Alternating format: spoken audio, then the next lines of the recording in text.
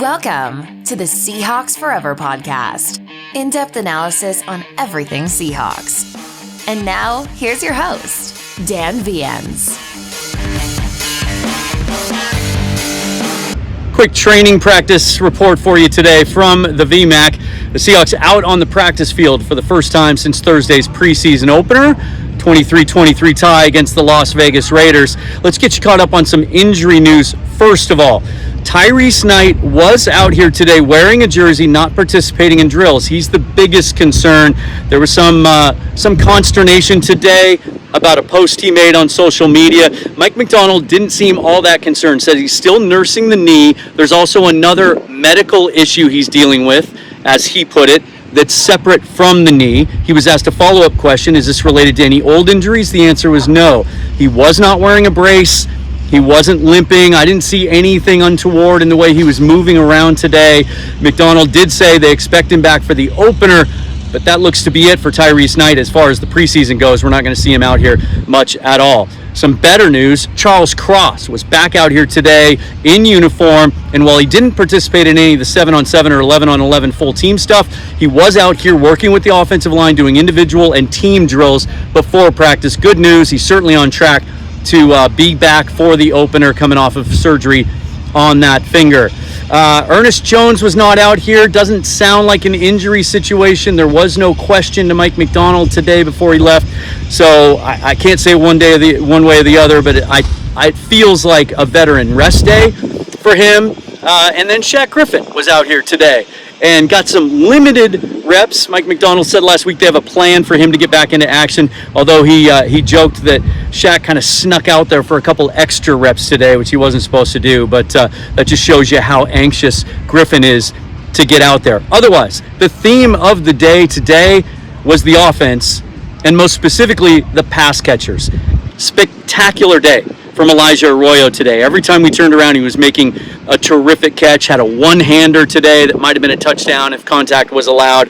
Caught a couple deep balls, one from Sam Darnold, one from Drew Lock.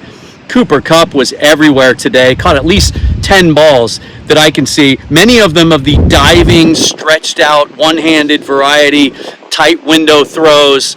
Cooper Kupp, I've been saying it all training camp, looks like a guy that's not ready to take a step back or slow down anytime soon. Also a great day for JSN. He caught everything thrown to him, which, by the way, if you haven't been able to piece this together yet, outstanding day for the quarterbacks today as a group. Sam Darnold was phenomenal. His ball placement all throughout camp has impressed me, more so than any other quarterback I've watched practice out here for many years, including Geno Smith. Like, his accuracy and his ball placement is absolutely on point right now. He's just a perfect fit for this offense.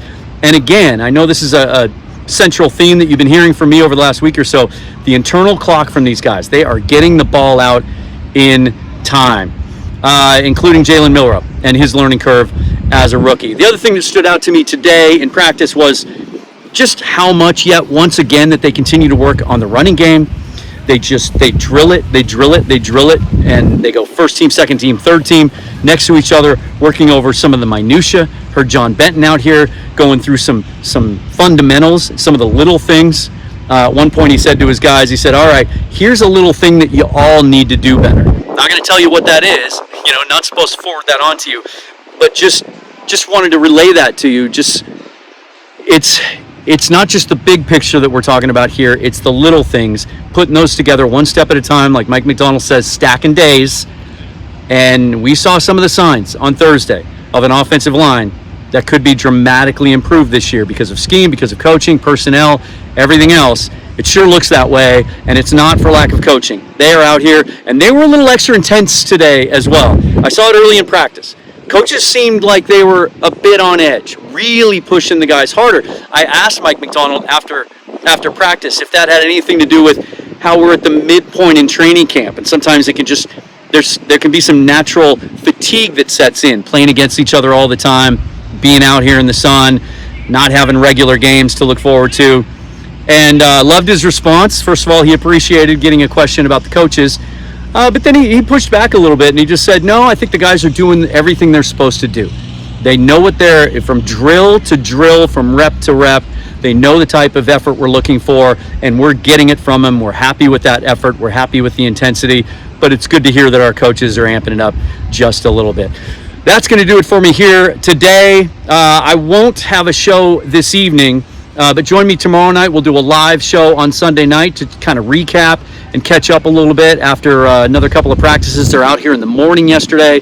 It's a public practice. The berm was empty today, so a little bit different vibe, little different energy. But the fans will be out tomorrow. Only 2 public practices left.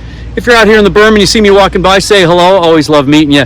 Until then, I'm Dan. This is Seahawks Forever, at Seahawks Forever on all the socials. Forever and always, go Hawks. We'll talk to you tomorrow.